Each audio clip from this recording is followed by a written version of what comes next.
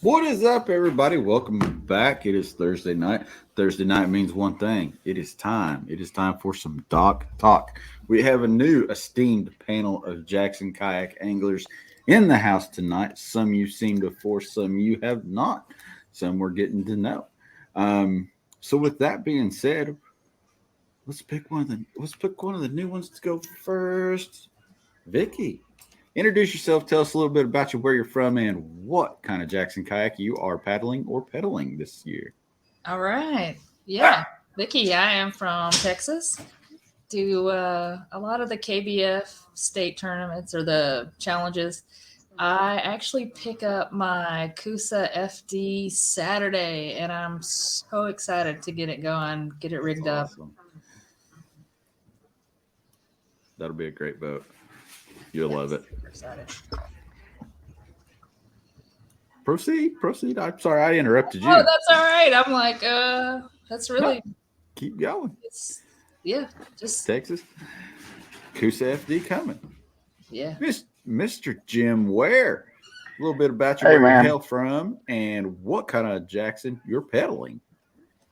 Okay, I'm Jim Ware. I'm from Rome, Georgia, and I have a Blue Sky 360 Pro that I've fell in love with doing these motorized tournaments. I it's I can't imagine anything much more roomy, stable, efficient for me. And getting older, and it's super comfortable. So I have that. I also have a Yupik that I'll float local rivers around here with, and I have a NAR also that I'll use in Hobie tournaments. I fish a good many tournaments, mostly so far this year Bassmaster, and then some local stuff. As a matter of fact, Saturday I'm fishing a tournament on my favorite local lake, or Georgia lake. Not It's not local, but yeah, it's uh, I just fish and like to travel, like to combine fishing trips with travel, and look for neat places out of the way, family owned or whatever, hole in the wall, whatever you want to call it, restaurants to eat at, and just try to immerse in local culture while I'm there. And we'll have to talk about them restaurants here short order. Yeah. Speaking of restaurants, the chef is in the house tonight. Yes. One Thank What's you. Mr. up? Lance McWhorter. Tell us a little bit about you, where you hail from, and what kind of Jackson kayak is behind you. Oh, hey everybody. I am Lance McWhorter. I am the craziest member of the Jackson Kayak family. I am a chef. That's in debate. I'm a That's still restaurant in debate. bar owner, soon to be a kayak shop owner. Opening up ETX Paddle Sports here in Tyler, Texas. I do the Bassmaster Kayak Series. Just got home from the championship. The Hobie Bass Open Series. Uh, any locals that I can get into. So I am always traveling, always going. The last 6 weeks, I think I spent 5 of them on the road. I have been in a NAR FD that I'm absolutely in love with. It's such a cool platform. But when I was up there in Chickamauga for the Bassmaster Kayak Series Championship, I went up to Sparta and picked up this. So brand new 23 Kusa X, and I've All got it right. in the lab here, and I am rigging it all out, and gonna try and get it on the water this weekend, and it will be with me at Lake Hartwell next week for the Bassmaster Kayak Series. So anybody wants to check it out, get with me. Very nice, very nice. Now, as you have met the esteemed panel, you guys know in the audience we've got the comments flowing. We can see all the comments as they come in, so you guys can also ask us questions. The guests can ask each other questions. We're just having a good old fashioned talk about fishing. That's what we're here to do tonight. If we educate somebody about fishing, if somebody gets uneducated about fishing, we done something. We do have one question from the audience already from Camille. What part of Texas, and this came through when Vicky was introducing herself. So, what part of Texas are you from? I'm North Texas. I'm north of Dallas, right 2 miles from Lake Levon. So that's like I'm out there pretty much every weekend when I can be. There you go. Very nice. You got these guys. They comment so fast; it's hard to keep up with them a lot of times. Right. Savages. So everybody got planned. Vickie, what's your big plan? What's your big move for 2023? What do you have in the hopper?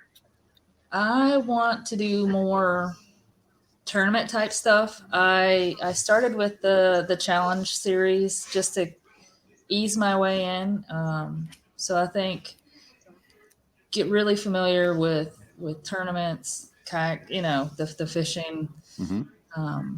and then use 2023 as a jumping off for tournaments. And That'll be good, and that's a great way to introduce yourself to kayak fishing. Is the online stuff when you're kind of getting used to putting the fish on the board and stuff like that. I mean, do you feel like that was a great stepping stone before you actually move into maybe some of the more live events? yeah, I think so. Cause you have the whole month. If you mess up a picture, you're not, it's not that one day tournament. Like, oh man, but you do have more time to kind of fix it. And yeah, so it's been fun so far. I started in January, so we'll see. I would agree with that. I think that's a good way for anybody to start out and kind of get some of those anxieties of holding those fish on the board, just kind of figuring it out. And us early guys that had to do it, back when we had to take pictures with our phones and write it down on a scorecard. And Right. Those were the good times, though. What Right. they were. Yep. That was So live judging, all that stuff. That was fun. It was, and it was. I think the best part, Vickie, about getting out there and doing some of the lives is you're going to meet that community of people that is in your area, and that'll be huge. You'll love it. There's a lot of good people out there. Yeah, you've got some great people in your area for sure. Duke and all the North Texas Kayak Championship people. We've got the new USA Bassin Trail that I'm TDing out here, so I know we've got some events that are going to be up your way and pretty close by. There's some great North Texas, East Texas, all within that short little, hour and a half, hour drive. I mean, you've got there's a lot of people around, or even if you just want to go out and go fishing and get the pointers. And I mean, just get practice with the board and the camera, even when you're fun fishing, that's a huge help. Yeah, that sounds awesome. Yeah. The new USA Bassin JK Trail it's definitely taken off pretty good. You guys had a pretty good turnout down in Texas, actually, for your first time. It was great. I mean, we teamed up actually with, speaking of Duke and North Texas Kayak Championship, we teamed up with them on Eagle Mountain and Lake Worth, which are both two absolute crazy lakes. I think it was a couple of years ago. It was one of my first national tournaments. First one that I pulled to check in was the day that it was 112, 110, and I think 109. Like it was the biggest bags in like the history of the sport. I think it was Guillermo and Matt Scotch, and I think it was Jody, or I think it was Jody Queen. Yeah, but it was just insane lake. But yeah, we had a bunch of people show up. It was just a good time. It was a little tough fishing. It was a little thin. It was kind of that post frontal, but some people caught some great fish, and we had some really cool trophies that got delivered out to them. And I mean, we're looking forward to the next one. It's going to be this weekend on Lake of the Pines. Yep. And Vickie, if you've never been out in East Texas, man, you got to let me know. You come on out, and we'll put you on some great lakes. Lake of the Pines is out there by Avenger, kind of Jefferson, almost to the Louisiana border, but it's a beautiful lake, great fishery, absolutely huge fish. We've got a bunch of people signed up already. We're kind of in a cold snap right now. We hate that for you Texans. Oh man, yeah.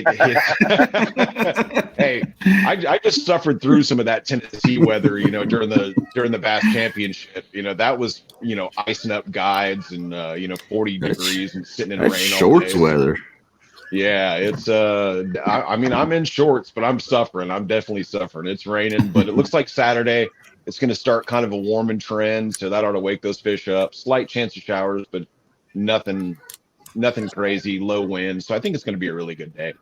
I'm looking forward to seeing the results on that one. Yeah, I've never been out there. all for it. It's awesome. If you're just north of Dallas, I'm probably an hour and a half, 2 hours from you. So it's, come out for the weekend and we'll hit some lakes in the middle or Lake Fork or, something like that. Go catch some big ones. The Texas kayak community, the Texas Jackson kayak community has really grown quite well over the last few years. Dustin, Lance, and others have done a really great job about bringing new lifeblood onto the team from Texas. And you guys do. Everybody's friends down there working events and hanging out. Vickie, you're going to have the time of your life with these guys as the noob. Yeah, we have a lot of fun. After we get through your initial hazing period. Okay. Can't tell you what goes on there. Jim will tell you. I was stationed in. I was. Go ahead. No, you proceed. No, I was going to tell Lance. I was stationed at Carswell Air Force Base there on Lake Worth, right? When it borders that now it's a National Guard base. All I ever did was fish off the bank and caught little ones. And when I saw that tournament, those guys turned in those big bags. I was like, "Holy crap!" It was insane. But that was just perfect recipe for big fish that day. It was absolutely incredible. Yeah. Now, speaking of big fish, enough with you Texans. I want to talk and some really good sticks too. I want to talk to Jim about smallmouth. Yes, I love the smallmouth. The smallmouth. What? Okay. You're kind of roaming around there between the Dale Hollow Lake and everything south of there. Which lake are you digging the best smallmouth fishing in that area? In December, I love going to Dale Hollow. And I've only got it's like 2 spots, and they're all. Right. And when I go up there in December, they're there. And that lake's covered up with old road beds and building foundations and all that. And they're in about 18 feet of water, and they were just stacked up. The last time I was up there. So. And they're a handful. Yeah, I like Dale Hollow. There's oh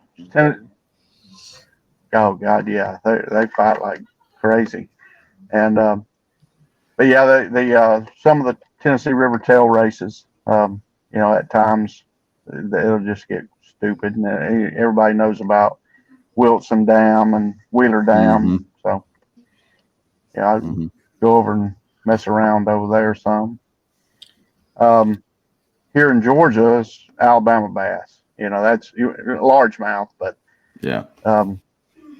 Holland Reservoirs where I live up in North Georgia, and there's 3 lakes that are in the Tennessee River drainage that had traditionally had smallmouth in them, but the spots have pretty much pushed them out. So we basically have we got a really good spotted bass fishery in the northern part of the state. Lake Lanier North.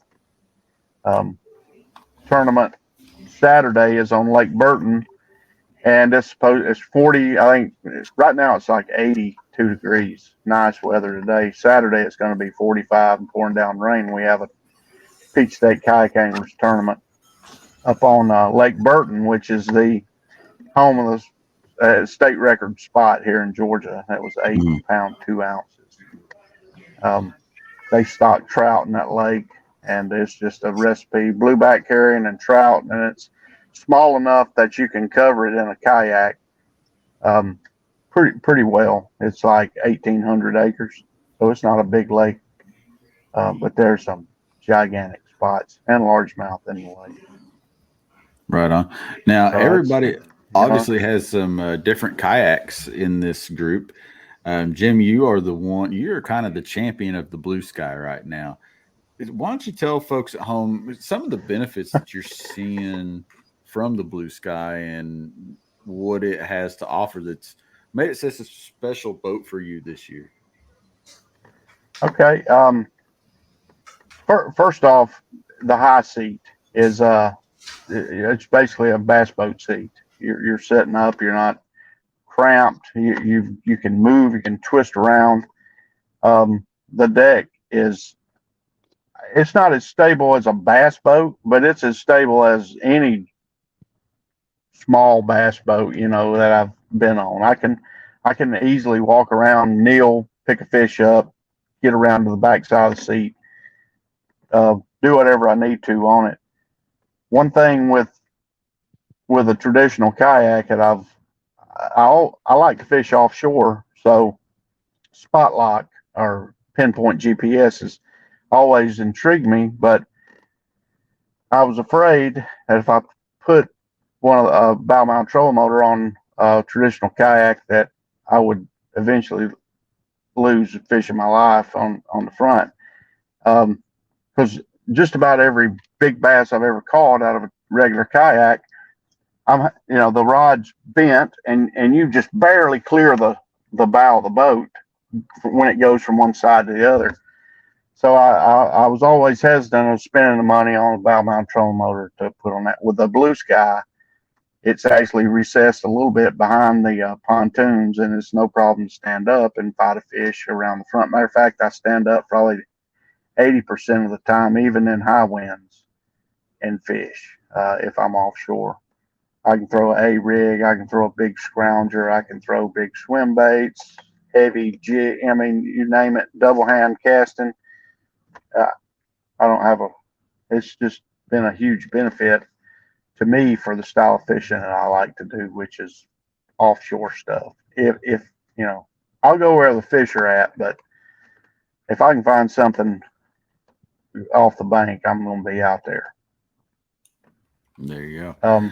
It's not the fastest boat in the world, but it makes up for it. And I've got I think it's the Yakima E.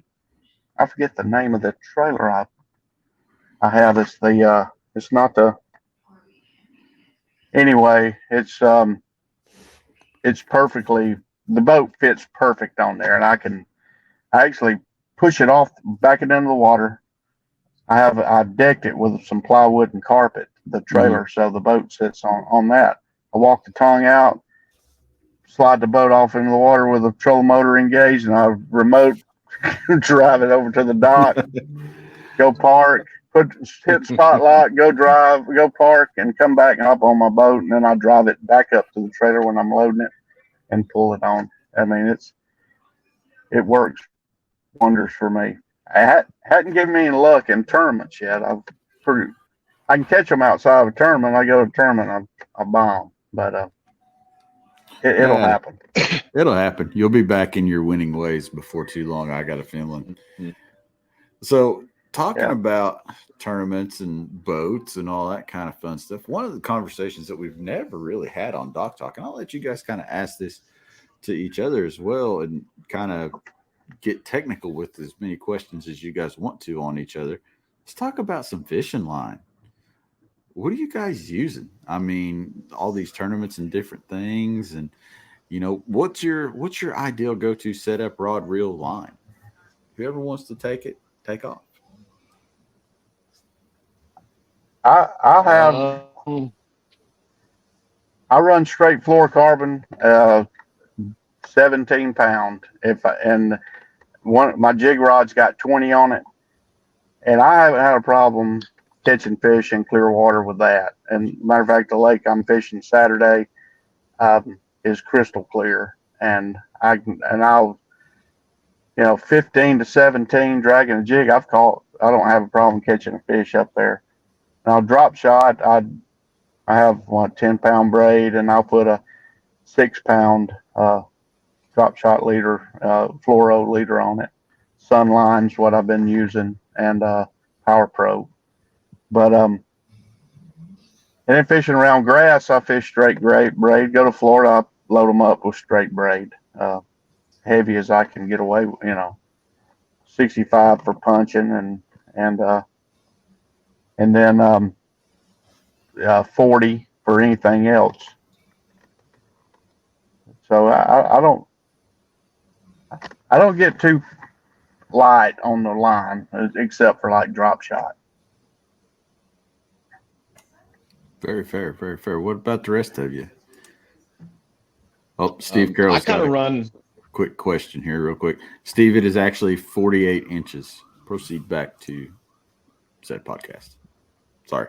Yeah, I mean, I do a lot of you know, the water I fish in varies so much traveling around. You know, you got that kind of dirty, full of wood to clear and rocks and whatever. So I try to figure out how to keep as little amount of line on hand, you know, because you're driving around with your tackle store. So I found myself kind of having more reels. You know, it's like I kind of bought a bunch of extra reels and I'll keep them spooled in different things. But I mean, Workhorse is definitely.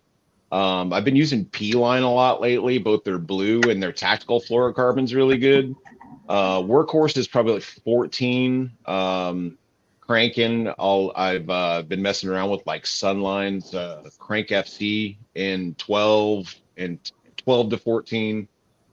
Trying to learn that offshore cranking thing. It's a totally new thing to me. I'm trying to learn the offshore stuff so I can go out there and fish with Jim.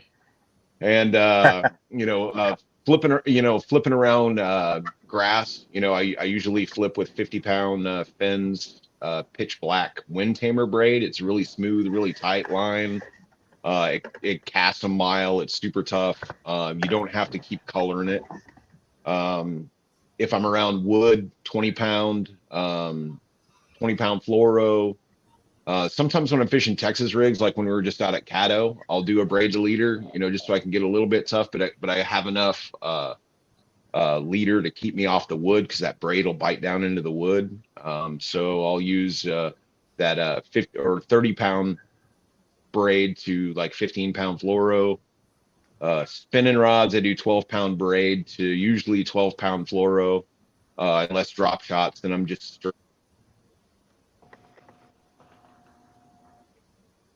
Nice.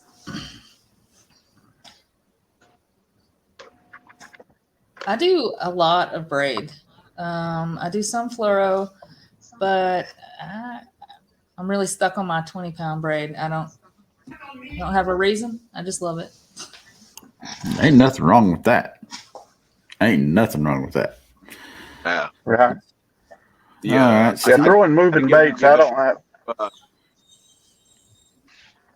I was saying, I gotta Okay, give a Steve. shout to Half Cent, Jacob Penny, because when we were out doing one of the JK events down there in Houston, he and I were having a cast throwing frogs across, like they had the little rental bay down there where they had the whole fleet of rental kayaks, and all the JK team was surrounded around the whole area. And it was hot, and we were kind of, you know, restless a little bit in the middle of the day when everybody was actually out on the water. So All right. Question from the audience, Mr. Steve Carroll, back in the comments. What is your go-to technique for power fishing through clear water? Clear water has always been difficult for me to dissect. What do you do to cover the most amount of water to eliminate unproductive water? good question. That is a great question. Panel? I just keep going. You know? When it comes to like these Highland reservoirs, right? We keep a bait in the water, but man, a ball head jig with a Kitech on it is deadly, and where I fish at in these Clearwater lakes, I'll throw that thing all day. That and power fishing, a wobble head jig, half ounce, 3/4, however, depending on how deep you're fishing. You can work that thing like a crankbait, just maintaining contact with the bottom, and you can reel it pretty. You know, the heavier you go, the faster you can reel it, depending on how much, you know, how they're biting. But mainly a half or 3/4 what I'm using. But I can cover a lot of water throwing a daggum wobble head with a creature bait on it and a paddle tail Kitech on a 1/4 ounce or 3/8 ounce ball head jig from Picasso Lures. There you go. Anybody else? I mean, when I'm covering and kind of breaking down new lakes, it's like I'm kind of always on the Newport, covered a lot of ground and go and try different areas, you know, and different types of structure. And I've yet to learn to convert like a good practice bite into a good tournament bite, but it's like I'm learning. And the biggest thing that I've learned is to keep moving. I mean, just you roll into an area and it looks so perfect and it looks so, and it looks like, I think that there should be a fish on every single thing in that little cut. It's like you need to stop and fish it like it's 2 hours left in the tournament. You're trying to break it down. Caddo, I covered 22 and a half miles one day.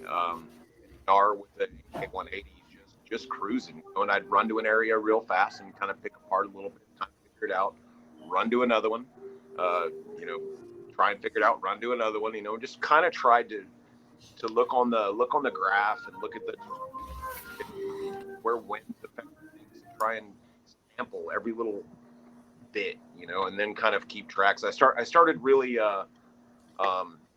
taking notes in the notepad on my phone, like during practice sessions.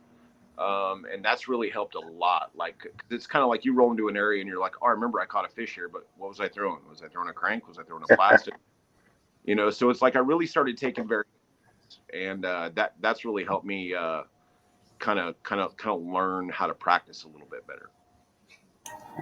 I think for me to chime in on that, I do a lot of, especially this time of year, when everything in my area is starting to move towards the spawn, I'm always looking to the north here in Indiana, because that's like my area that's going to warm up first. I look for rock, I look for the channel, and I look to the north, because a lot of times those fish are going to migrate that way.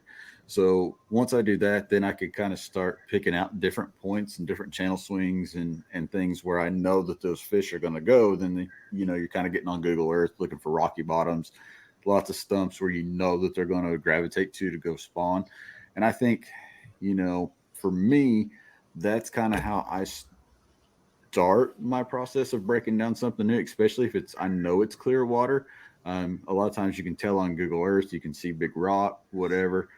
You can find grassy patches, different things like that to get in there. But like Jim said, I mean, you just kind of cover, well, you both said you're just going to cover a lot of water really at the end of the day. I mean, it's harder to find them grouped up sometimes on bodies of water like that, depending on, like Indiana, for example, we don't have like the Tennessee River where you get flow. We have big ponds, so to speak. So these fish will spread out more than they will on other bodies of water. So you may be flipping, you may catch one off this tree, you may catch one off another tree 20 yards down the way. But, it's just, you keep moving, you keep throwing that crankbait, spinnerbait, chatterbait, wobblehead, swim bait until you find that juicy spot. And once you find it, you can kind of mark it, lock in on it if you got spot lock or whatever, and just kind of hammer down on it. Yeah, map study is huge too. Just cutting down time. I'm a map junkie anyway, but look at Navionics map on my phone and a lake I'm going to, picking out, like you said, a saddle or tapering point, knowing what they're doing that time of the year, what the bait's possibly doing. They're going to, trying to put it all together before you get there. And then I love it, when you go and they're where you thought they were going to be. That's like jackpot, that's, but map study and cuts a huge portion of my search time down. Something I have done, if I'm going to somewhere very new and I know that I don't have time to practice much, or I know that I'm a short window and I've never seen this body of water before, I will pay for the FishBrain app for a month. Usually get it free. Look for clusters. A lot of times you can take that app, you can get out there. If you've never been there before, you can find clusters where people have caught fish and marked them. Then once you find that cluster, you can get on, like Jim said, Navionics, or grab you a paper map or Google Earth, and then you can view kind of what's in that area. What they're at. Yeah, you can see those channel swings, or if it's on a point, a long tapering point, or whatever it is, you can kind of dissect the two together. And by the amount of clusters and that structure on the map that you probably stand a pretty good chance of catching something if you head to that area. Yeah. Right. Absolutely. Heck, Bassmaster, you watch the elites on TV or the classic, and anybody says they don't do this, they're lying. They show you the Google Earth of the lake, and here's where Stetson Bennett's sitting at. I'm going to pull my map out, and I'm going to see what's he doing out. Why is he 200 yards offshore out there? And there's that's an easy. It's not easy, but it'll get you close. Seeing those pros, that'll help you out. Well, it's I mean, I think to double up on that is I mean, just spending a lot of time if you're going to fish tournaments, or if you're going to invest in like a vacation to one of your bucket list lakes, like go to Gunnersville or something like that, for instance. On YouTube, there's so much video, there's so much stuff that you can go through, and just watch, just learn the history, like where are people repeatedly winning from, where are people repeatedly not. It's kind of a lot of us that are new to tournament fishing. I mean, I've only been doing it 3 years, so it's you're going up against these people that have been fishing tournaments for 10, 12, 15 years. So you gotta kind of take every edge that you can get and really going back and kind of searching through those videos and find a couple of weeks before I leave. I mean, I'll be on YouTube sitting on the couch half the day, just kind of sitting there whenever I'm working, if I'm at the restaurant prepping, or if I'm doing whatever, I'll literally have my phone up and be watching, MLFs. I think is a really good one that I watch a lot. I enjoy the format of Bassmaster better, but you can really watch in real time conditions as the day goes on, as changes, frontal, prefrontal, post frontal, like watching them make those adjustments on the water and seeing like some of those key baits, because they're not quite as stealthy with them as a lot of the Bassmaster guys are on day one, day two. They're kind of ducking baits like this and like kind of going, so you can kind of really get a good idea of what they're doing, because you get that catch to weigh to release. So that helps a lot. And it's just really anything that you can look at to build your confidence and to build your familiarity and kind of just get I mean, like Navionics is great. Hummingbirds. Their app was Fish. I don't remember what it was called. Fish Smart or something like that. That app was incredible. You could go in and you could buy maps, and the mapping was insane. But they discontinued it. I have no idea why. It's like all the maps that you've bought you can keep, but you can't get any more new maps. But just really put in time. I mean, it's just and find those features and find those areas and just find what other people have done and then just go out there and move between them. I'm learning to look at the maps more. I've done a lot of the YouTube, like you said. I do watch. Okay, well, this is what works. This seems to be the area that they're in. I have been doing the Google Earth, but the Navionics, that's probably a good one to explore. The Lorraine C map, yeah. Sign up for it. It's got really good mapping in it. You can do one of the other things. The Lowrance app, you can do it now. The Hummingbird you could, but you can go in there that your deck pallets, and then you can just adjust it. Going in there, you can adjust for the water level. If it's down, like Chickamauga was down like 7 feet, you can go in there and you can offset that, and it kind of keeps your color code the same. Right. But then when you ID, okay, they're biting in 7 foot of water, you can go in there and you can set your shading to 6 to 8 feet, and you can look at that whole band run around the lake, and you can find those areas like as they relate, like Jim said, to a key point or a saddle or whatever, or a creek bed or a road, something like that. And you can go in and you can see where those depth levels meet up with it and kind of focus on those.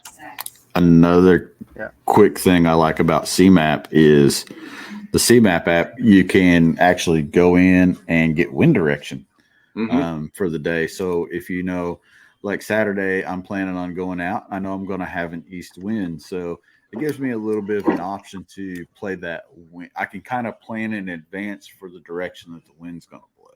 So that is one thing I do like about the CMAP. That's huge. Oh yeah, for sure. That's awesome. The color coding, like at Gunnersville, we have a tournament.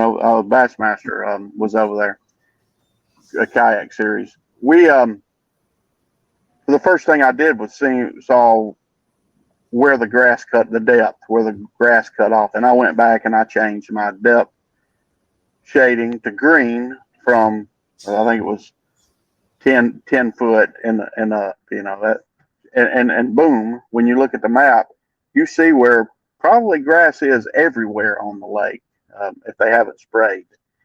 And you can see these neat little points and where channel bends butt right up next to a shallower grass flat.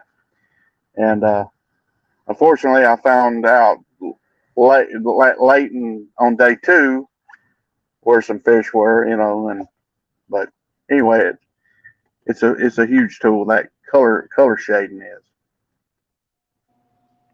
Okay, question from the audience from one Adam Frazier. What is your favorite smallmouth river fishing presentation? Power fishing or finesse fishing or power fishing? Susquehanna River, rolling fast. I mean, it's so much fun. We did the Hobie Bass Open Series there last year. I was in my Liska, which is retiring now to this guy, but man, I was running my Liska and I'd get right past where it would shallow up in like a little rock shoal and spin around and kind of get in that little eddy pocket and just throw, just start power fishing, either chatterbaits or crankbaits, right in the back of those little pockets. And just those Susky smallmouth are so psychotic and strong, and just they're so much fun to catch. But that was my first time ever fishing river smallmouth, and I cannot wait to go back up there for Bassmaster this year. Yeah, I haven't fished Susquehanna, but I don't even know the real name of the river or creek or whatever. It's up close to Sparta. Me and Matt Cunningham's fished it a couple of times, and we call it Dead Armadillo Creek. And there's some big old smallmouth in this thing.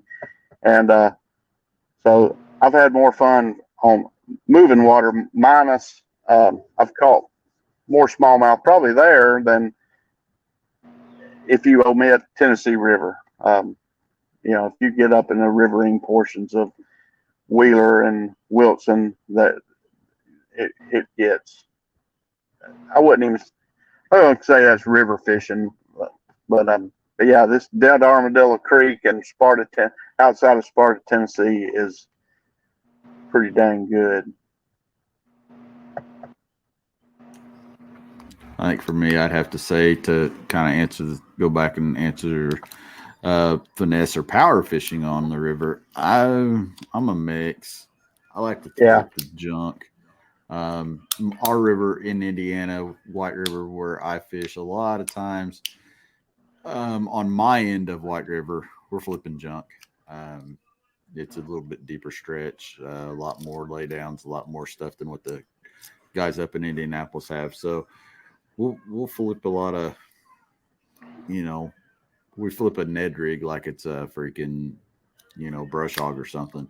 We'll do a lot of that kind of stuff. So, and then, chatterbait, spinnerbait. How do you hate that on the river? I mean, there ain't nothing better than catching something like that. We lost Jim. Jim fell off. Jim. Bye, Jim. So yeah, I think as far as techniques on the river, it's a mix. It's whatever they're hitting. If they want to bite a moving bait, heck yeah, that's even better. If they want to bite a finesse feature bait, then you got to throw it. I hate the net rig, but I throw it. Don't judge me.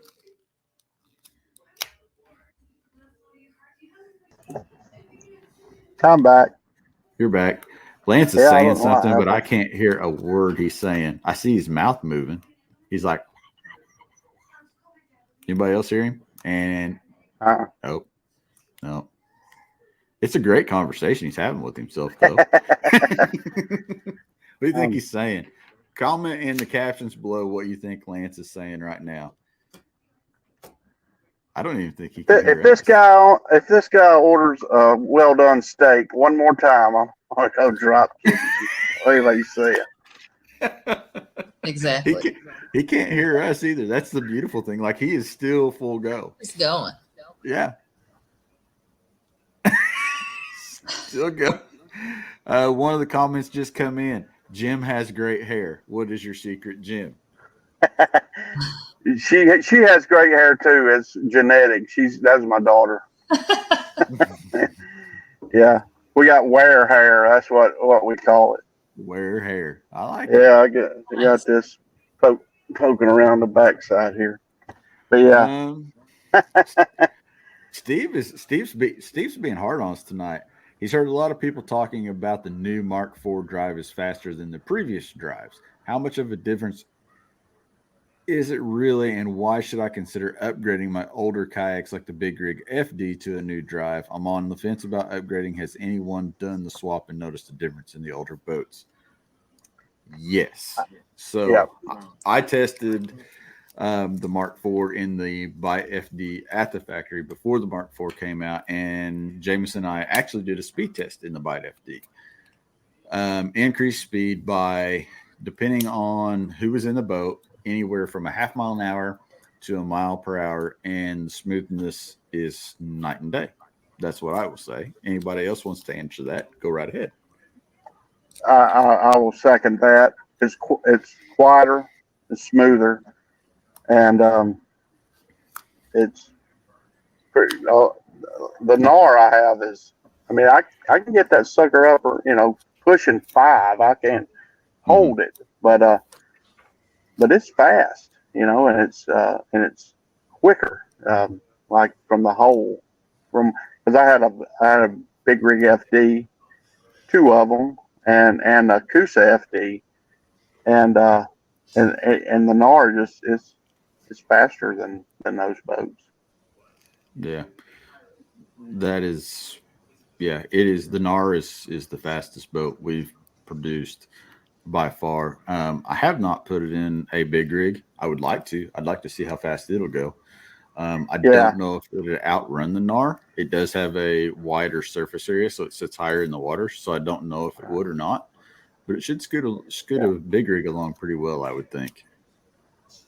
I've got a buddy who has he had the Big Rig HD, but the new drive came out, and he's just changed over it, but he hadn't tried it out. He just got it a couple months ago, and Works had us strapped down. But I wait. I can't wait. I'll fish with him sooner or later, and I'll get in his boat and try it out and see, what it's like. I think, Jim, you're a good person to testify this. You've been here with Jackson since drive number 1 came out the door, and the difference is monumental. It is. It is. That's a perfect word to use. I think anybody that's interested in upgrading, if you've got an old drive and you've not felt the new drive, and this is not a sales pitch to anybody, and Steve, we know that you're on the team. It's not a sales pitch. Hands down, after trying it, I would buy the drive at 100% retail price today. It's that big of a difference. Mm-hmm. Yep. Night and day, Jesse. Thanks. Hey, Lance, are you there? Hey, Lance. Oh yeah, can you guys hear me? Yeah, we was watching you have a great conversation with yourself, and we was like trying to get trying to get everybody in the comments to caption it. I lost all audio, so I couldn't hear you. And then, It was great. All right. Well, we're talking about the Mark IV drive. What do you got to say? Oh my God, Mark IV.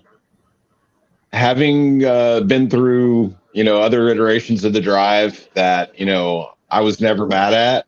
It's like the Mark IV was just such a night and day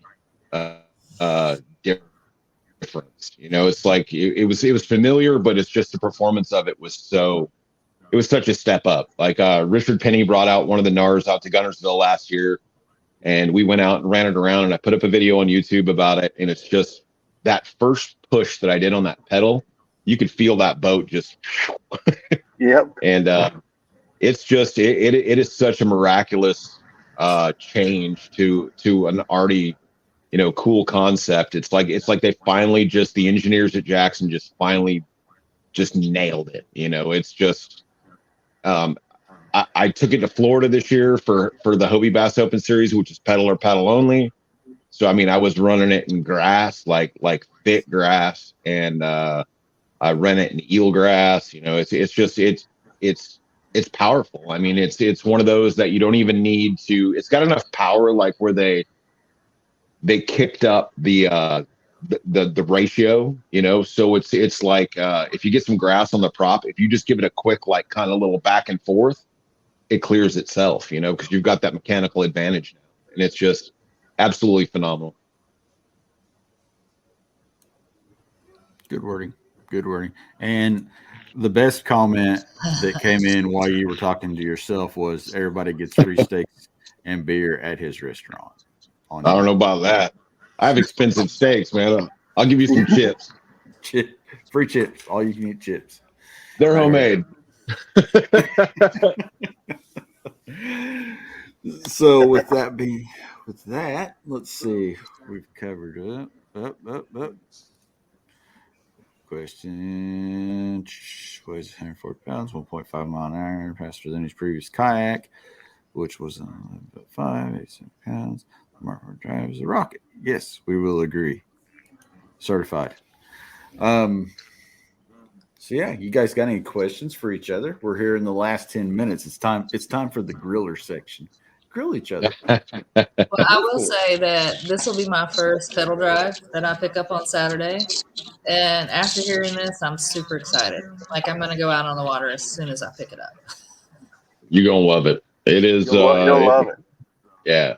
And then after that, I mean, once you get used to pedals and you get used to maneuvering the boat around, and then you really kind of dive into it, and then you get your first motor, then you're going to go, oh my God, this is completely better. I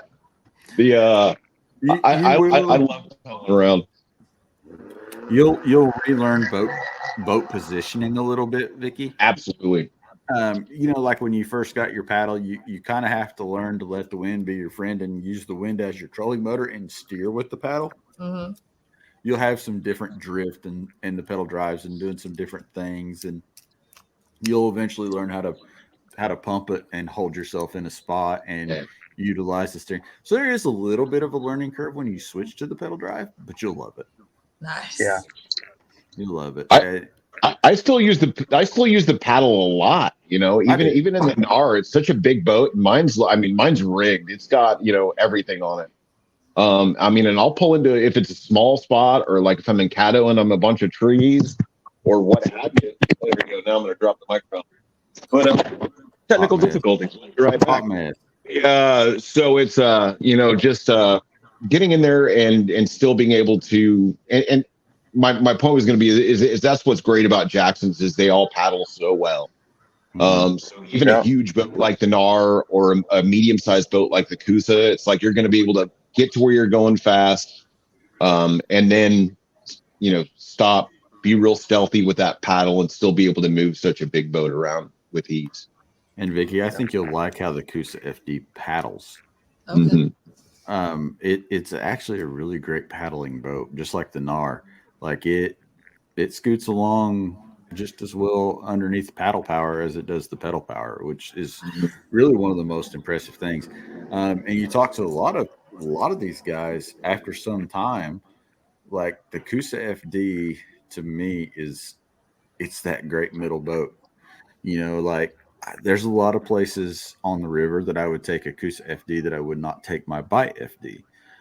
Just for the simple fact that, when you look at the bottom of the Coosa FD, it's flat on the bottom, whereas the Gnar and the bite have that little bit of a fin for trackability that comes down. The Coosa FD doesn't have that, so you can run that dude like right across the top of the rocks, which is awesome. Yeah, it really is. And it's still like hands down one of my favorite, most fishy boats that I've owned. For sure. I love the Coosa. Yeah. I mean, I would have another one tomorrow. I would give up my bite FD for a Coosa FD today if somebody called me and said I'd trade it. Okay. Nice. Yeah. There's a reason that the Coosa platform has been around for as long as it has. It's the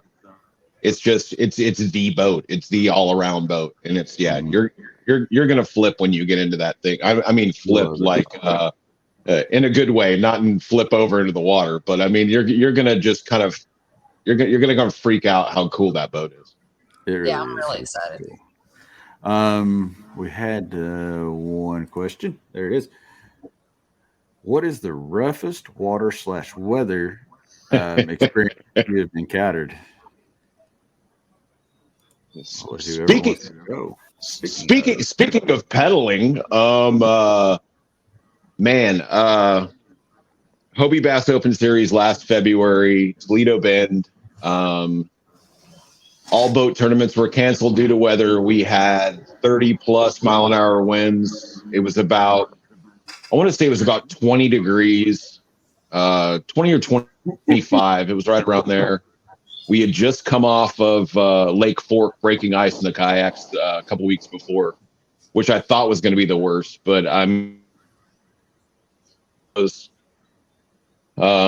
make your play early before the waves and weather kicks up. So I ran about 3 miles. I was in my big rig FD with the previous flex drive. Pedaled. It was like probably 3.5 miles. Ran out there real quick, wearing a full striker eye suit. Run out to this point and was fishing in about 30 feet, 25, 30 feet of water. And thought I'd beat the weather. And then the weather rolled in right as I was getting there. And it was 3+, 4+ foot rollers coming in out of the north, running all the way down that lake. And it was sketchy and it was scary. And it was kind of like when you get to fishing and you actually hook into one, it was kind of like you'd forget for a second, and just being like Chad said, like learning how to pump the pedals and move the boat and keep it into the waves while you're thinking over here and working a fish, or that was scary, but at the same time, it really taught me that my boat can handle just about anything that you throw at it. I had a lot more confidence after coming off the water. I mean, although it was a miserably cold and just very tough condition day, when I came off the water, I haven't been sketched out by a lot of things on the water since. So it's kind of one of those: go out, be safe, know your limitations, push them a little if you want to. But there were some people in some other boats that went over that day, and that was a bad day to go over.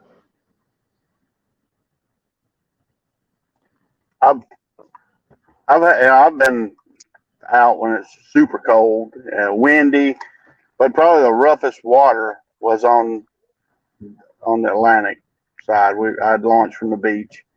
I'd went out about 2 miles, and all of a sudden there's waves. I mean, it just got rough, and I was coming in, and I mean, these things, like, it felt like you're on top of the world. You'd come up and you'd go down and you'd surf down.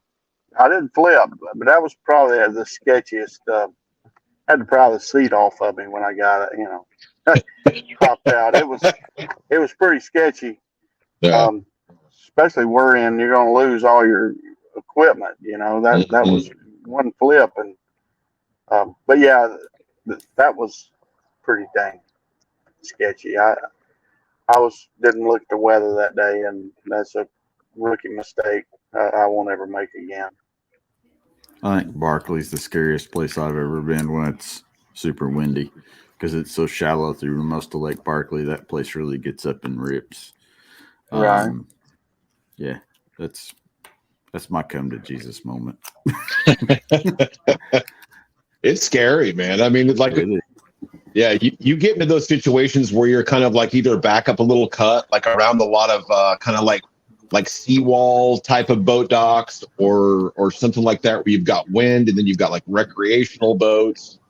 And it's backing up against, concrete seawalls or rock seawalls, and you just get that, like Jim said, it'll happen out in the ocean. You'll get that kind of just bathtub chop where it's just it's coming from everywhere. Like there's no way to like Yep. kind of put your tail in it or Washing put your nose. Yeah, exactly. Wash machine, and it's everywhere. And all of a sudden, one will get you and kind of throw you kind of crooked. And I think the biggest thing when you're in water like that is to just one, like if you guys watch YouTube a lot, Jeff Little, Jeff Little is a treasure to the kayaking industry, and like he goes through videos of like going out when you get a new boat and really stripping it down, going out with a paddle and you're in a solid PFD, not an inflatable, and go out there and learn the limits of it, learn what it feels like, learn how far you can take it. Like when he just did the video on the Coosa X, he leaned that boat so far over that water was running in over the gunnel.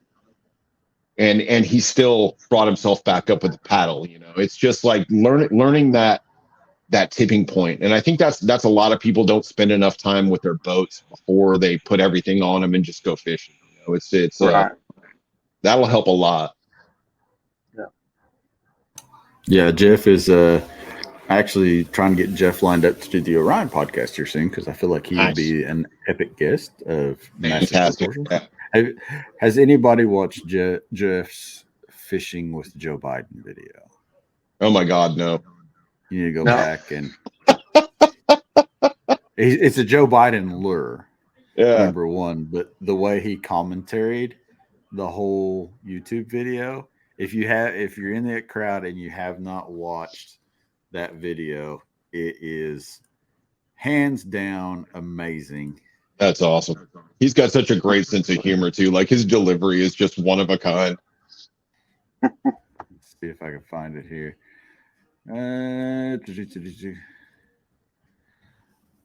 Fishing with Joe Biden. I know it's on there. I'll find it here and drop it in the comments. So why we're doing this, we're kind of getting close to this the last part of this podcast.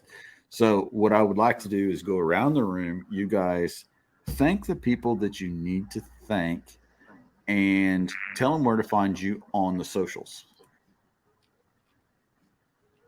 Okay. I'd like to thank. I'm on the Dugout Fishing Team down in Marietta, Georgia, and also they've got an exclusive color. There's other dealers in the country that have exclusive colors, but ours is black. So we've got a shipment of black Coosa X's and black NARS available. And I've personally owned, back in the day, I've had a black big rig and black big rig FD and a black FD Coosa. But and I love, it's the coolest boat I ever had, and so it's just super excited to see those come in down there, and I can't wait to get a Coosa X. I'm gonna have one as a riverboat rigged out with a Newport on the back, but anyway, Dugout Bait and Tackle is a great bunch of people, and they're passionate, and they all fish. And if you stop in down there, they're gonna know right where you're coming from. If you're a new person, they've got a pond. You can try out any boat they have, and then everybody there kayak fishes, and usually if you're down there, one of us team members is going to be hanging out. It's kind of like a barber shop among not just kayak fishermen, but the whole community around that area. Picasso Lures has been good to me for years. Shimano, G Loomis. You can find me on Facebook, Jim Ware. I have a YouTube page, River Goat Kayak Adventures, and I'm I got a 2-week vacation coming up in a week, and I'm headed down to Florida. Hopefully, I'll get a lot of content. I'll be writing about it, and I'll have some videos. And that's it. I'll post a little bit on Instagram and some on. I'll do a stupid TikTok every now and then, but They're great. yeah. But yeah, I can't wait to go this trip in Florida. I'm on a solo trip. I'm going down. Hopefully, I can get on a peacock bass. I'm gonna work my way north and hollered at Bart Schwab there, team member, and in St. Augustine. Hopefully, he'll have a free day. We can fish, relive a trip I did similar to this a few years ago, and he can fish a day or two with me. I'm gonna hopefully stop by and see Miss Jean, and just and one of the coolest I read an article one time about Ronnie Van Zant from Leonard Skinner, and he caught his personal best 12-pound bass in a lake called Lake Delancey. And I don't know if there's even a fish in it anymore, but I'm going to stop there and fish and listen to Leonard Skinner while I'm fishing probably. And just to say I fished on the same lake as Ronnie Van Zant and where he caught his big bass. That's awesome. So anyway, I can't wait. I'm pretty excited to go on this trip. That is awesome. What about you, Vickie? I want to thank you guys, Dustin, for sure, for giving me a chance to be with on the Jackson fishing team. All my followers. I go by the Adventures of General Hooligan on YouTube, Facebook, pretty much TikTok, all of them. Do put up a few videos on YouTube. Still learning how to edit, but yeah, it's been fun. I started doing them when I started doing the challenges, the KBF challenges. So that's mostly what I put up. Very nice. Very nice. Well, to you folks at home, we'd like to thank you for watching. We'd like to thank you for being here. We'd like to thank you for hanging out in the comments tonight. Unfortunately, I can't find the video that I was wanting to share with everybody in the comments, but I will find it eventually. So with that being said, we will see you on the next one, the next Doc Talk, coming at you live on the 20th of this month. Sounds like we're going to have a bunch of Canadians on here, so we'll get the Canadian Goose sound out, and it'll be fun. But yeah, with that, we appreciate you watching. Check out all the new accessories and the kayaks at jacksonkayak.com. Pick yourself up an Orion cooler, bunch of swag. We got swag. Pick up the merch. As we were saying last night over and over, pick up the merch. Bow hatches are coming. Yep. Hatch bins, multi-box, triple rod stagers, blah, blah, blah. We got all kinds of stuff. And merch. We got hats, limited edition Chad Brock sun visors are coming. Probably not. Is it like these? Yeah. Yeah, we got hats, we got shirts in stock right now. Big shout out to Z-Pro Lithium Batteries for all they're doing, helping us out here with the Orion podcast as well. Basco Fishing, bascofishing.com. Pick you up some swag. They got some autism awareness swag out right now. Pretty fresh stuff. So check them out, bascofishing.com. And we will see you. Let me give you a real quick on the autism awareness thing. Yes. Just because that rang the bell. Last year, Missile Baits, who's one of my sponsors, John Cruz, he auctioned off a really cool deep diving crankbait that's painted with a puzzle pattern. It's just a handmade, really cool custom piece on a log and a little display case. I won that in the auction last year, so I'm teaming up this year with Brandon Mays, who's that bass fishing dude, who's the tallest bass fisherman in the world. And we're working on a couple of new little angles to where we can try and raise some money for autism awareness this coming month. So if you guys are interested in that, hit me up and keep an eye on my pages. And we're going to have some really cool like raffles and auctions coming up for autism awareness. So light it up blue. There you go. There you have it. And as Michael Hayes says, good night, everybody. Good night, Michael Hayes. Big buddy.